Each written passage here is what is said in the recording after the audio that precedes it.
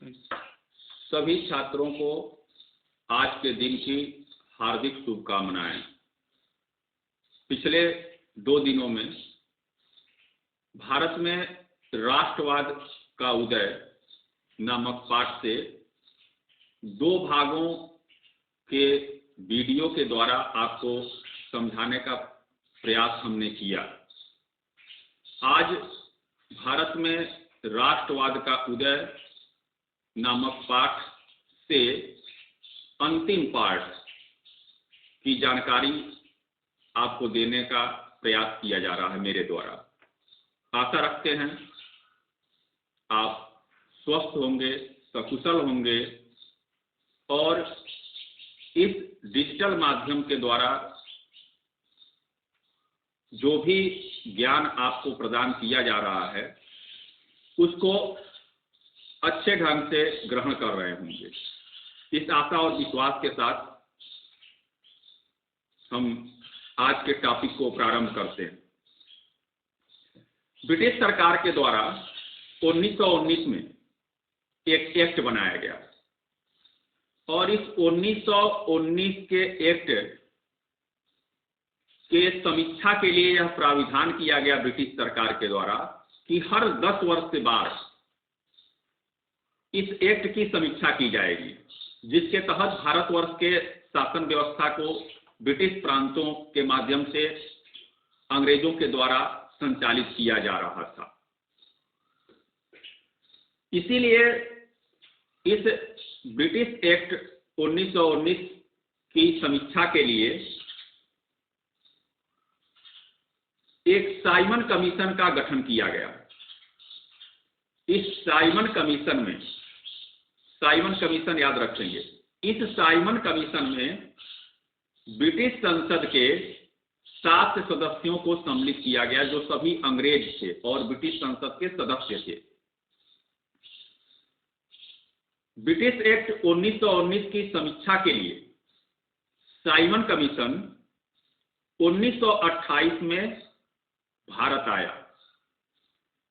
Simon commission में जिन 7 British संसद के सदस्यों को रखा गया था उनके मुखिया का नाम था सर जॉन साइमन।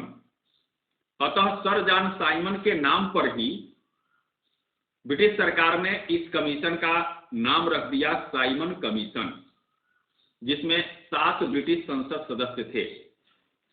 और यह साइमन कमीशन 1928 में भारत पहुंची, मुंबई में। इस साइमन कमीशन का उद्देश्य क्या था कि भारतवर्ष के ब्रिटिश प्रांतों में शासन व्यवस्था कैसे संचालित हो रहा है, भारतवर्ष में ब्रिटिश प्रांतों में शासन व्यवस्था के तहत शिक्षा का कैसा विकास हो रहा है।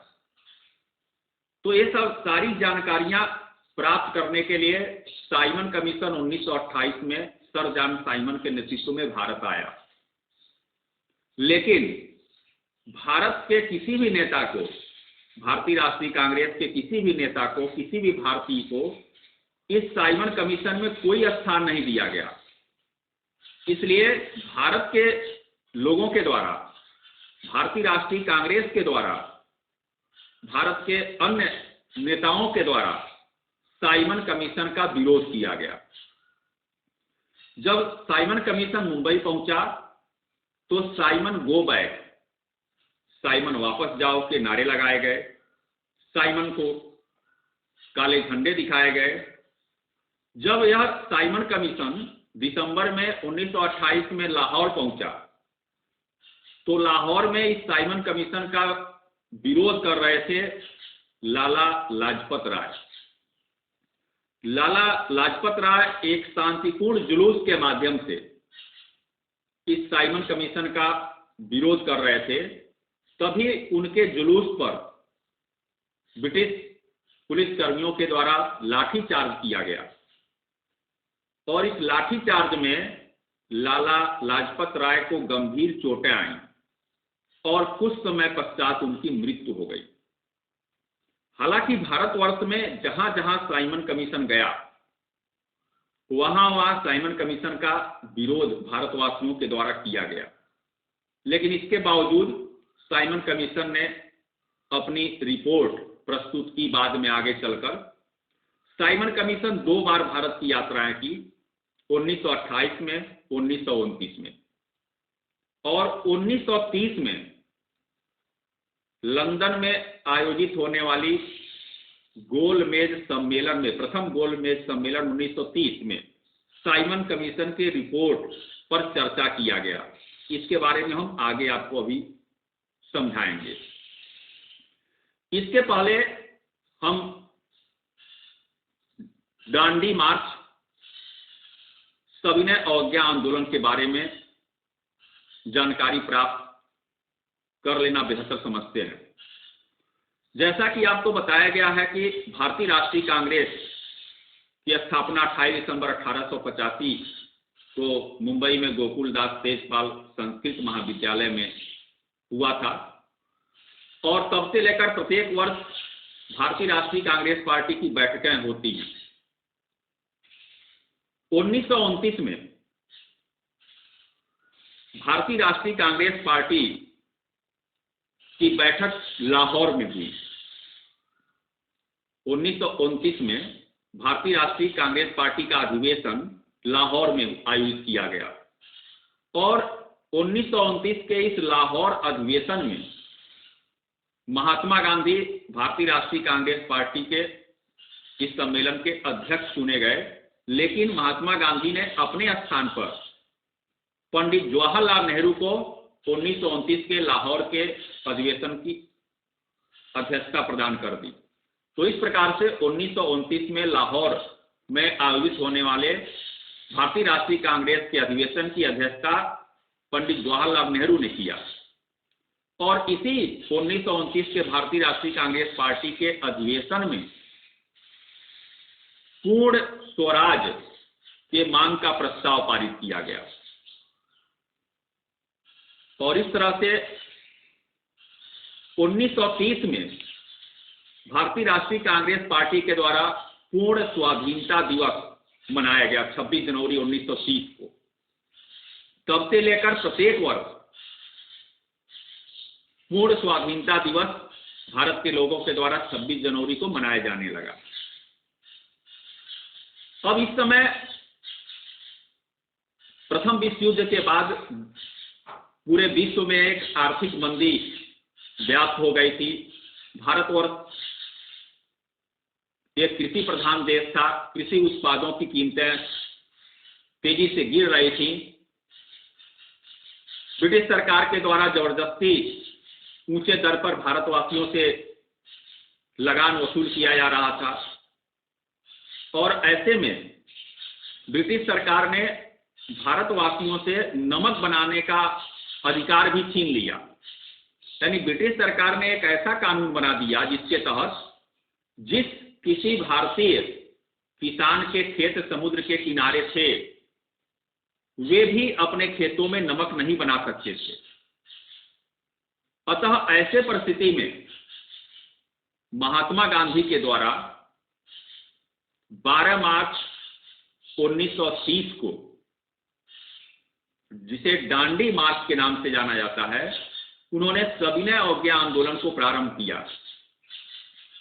महात्मा गांधी गुजरात में साबरमती आश्रम की स्थापना किए थे, और 12 मार्च 1930 को महात्मा गांधी गुजरात के साबरमती आश्रम से अपने चुने हुए 78 सहयोगियों के साथ 241 मील की पैदल यात्रा करने के पश्चात अरब सागर के किनारे दांडी नामक स्थान पर पहुंचे, और वहां पर समुद्र के किनारे, दांडी नामक स्थान पर समुद्र के किनारे महात्मा गांधी ने अपने हाथों से नमक बनाया और अंग्रेजों के नमक कानून को तोड़ा, और यहीं से उन्होंने, यानी यह डेट था 6 अप्रैल 1930, 12 मार्च से उन्होंने यात्रा प्रारंभ किया था दांडी मार्च। 6 अप्रैल 1930 को वह दांडी नामक स्थान पर पहुंचे और अपने हाथों से नमक बनाकर अंग्रेजों के नमक कानून का वो तोड़ा। और यहीं से उन्होंने सविनय अवज्ञा आंदोलन का आह्वान किया। महात्मा गांधी के द्वारा सविनय अवज्ञा आंदोलन के आह्वान किए जाने के साथ बड़े संख्या में लोग असहयोग आंदोलन के भांति ही भारत के सभी क्षेत्रों के लोग महात्मा गांधी के साथ सविनय अवज्ञा आंदोलन में जुड़ते चले गए।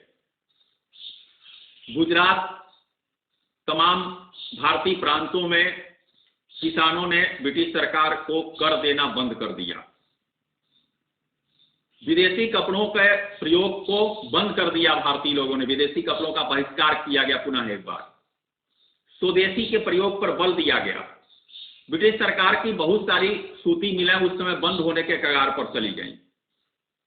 जगह जगह धरना प्रदर्शन किया गया। लेकिन पुनः एक बार ब्रिटिश